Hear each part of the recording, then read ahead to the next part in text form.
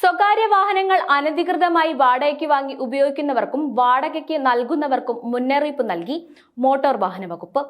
സ്വകാര്യ വാഹനങ്ങൾ അനധികൃതമായി വാടകയ്ക്ക് നൽകുന്നതുമായി ബന്ധപ്പെട്ട് നിരവധി പരാതികളാണ് വകുപ്പിന് ലഭിക്കുന്നത്. ഇത് സംബന്ധിച്ച് അന്വേഷണം നടത്തി ദുരുപയോഗം തെളിഞ്ഞാൽ വാഹനങ്ങളുടെ രജിസ്ട്രേഷൻ റദ്ദ് ചെയ്യുന്നതുൾപ്പെടെ ഉടമയ്ക്കെതിരെ കർശന നടപടി സ്വീകരിക്കുമെന്ന് ഗതാഗത കമ്മീഷണർ CH നാഗരാജു മുന്നറിയിപ്പ് നൽകി. കളർകോട് അപകടത്തിൽ മെഡിക്കൽ വിദ്യാർത്ഥികൾ മരിച്ചതിന്റെ പശ്ചാത്തലത്തിലാണ് വകുപ്പിന്റെ നടപടി.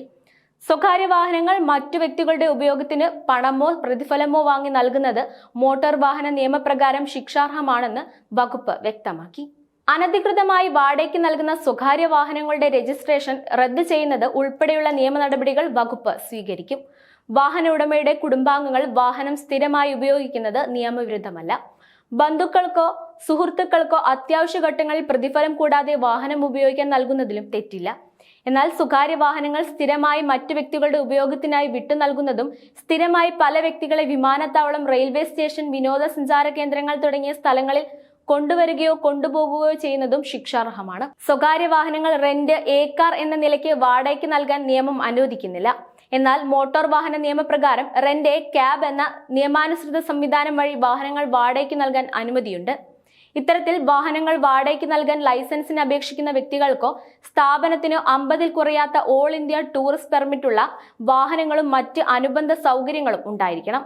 മോട്ടോർ ബൈക്ക് വാടകയ്ക്ക് നൽകുന്നതായി റെന്റ് മോട്ടോർ സൈക്കിൾ എന്ന സ്കീം പ്രകാരമുള്ള ലൈസൻസും നിയമപ്രകാരം നേടാവുന്നതാണ്. ഈ ലൈസൻസിന് അപേക്ഷിക്കാൻ ചുരുങ്ങിയത് 5 മോട്ടോർ ബൈക്കുകൾ ട്രാൻസ്പോർട്ട് വാഹനമായി രജിസ്റ്റർ ചെയ്തിരിക്കണം എന്നാണ് വ്യവസ്ഥ.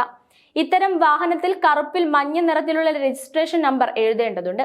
റെന്റ് ക്യാബ് പദ്ധതിയിൽ ഉൾപ്പെട്ട ഇലക്ട്രിക് വാഹനങ്ങളുടെ രജിസ്ട്രേഷൻ നമ്പർ പച്ച പ്രതലത്തിൽ കറുത്ത അക്ഷരത്തിൽ രേഖപ്പെടുത്തണം. ഇത്തരം നിയമപരമായ സംവിധാനങ്ങളിൽ കൂടി അനുവദനീയമായ തരത്തിൽ വാടകയ്ക്ക് നൽകുന്ന വാഹനങ്ങൾക്ക് ഫിറ്റ്നസ് സർട്ടിഫിക്കറ്റ്, പെർമിറ്റ്, വാടകയ്ക്ക് വാഹനം ഉപയോഗിക്കുന്നവരുടെ സംരക്ഷണത്തിൽ കൂടി കവർ ചെയ്തിട്ടുള്ള ഇൻഷുറൻസ് പരിരക്ഷ എന്നിവ ഉണ്ടായിരിക്കണം.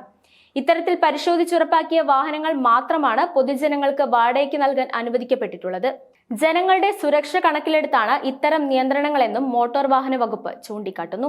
കള്ള ടാക്സി വിഷയത്തിൽ ശക്തമായി നടപടിയെടുക്കുന്നുവെന്നും ഗതാഗത മന്ത്രി KB ഗണേഷ് കുമാറും മുന്നറിയിപ്പ് നൽകിയിരുന്നു. സ്വകാര്യ വാഹനങ്ങൾ പണം വാങ്ങി അനധികൃതമായി ഓടിക്കാൻ നൽകുന്നത് ശ്രദ്ധയിൽപ്പെട്ടാൽ ശക്തമായ നടപടി സ്വീകരിക്കും. RC ഉടമയുടെ ഭാര്യയ്ക്കോ മക്കൾക്കോ സഹോദരങ്ങൾക്കോ കൂട്ടുകാർക്കോ വാഹനം ഓടിക്കാം. അത് പാടില്ലെന്നല്ല ഗതാഗത കമ്മീഷണർ പറഞ്ഞത്. ഒരു ബന്ധവുമില്ലാത്ത ആളുകൾക്ക് വാഹനം പണം വാങ്ങിച്ച് ഓടിക്കാൻ കൊടുക്കരുതെന്നാണ്. ഇക്കാര്യത്തിൽ ഇനി വിട്ടുവീഴ്ചയില്ലെന്ന് ഗണേഷ് കുമാർ വ്യക്തമാക്കി.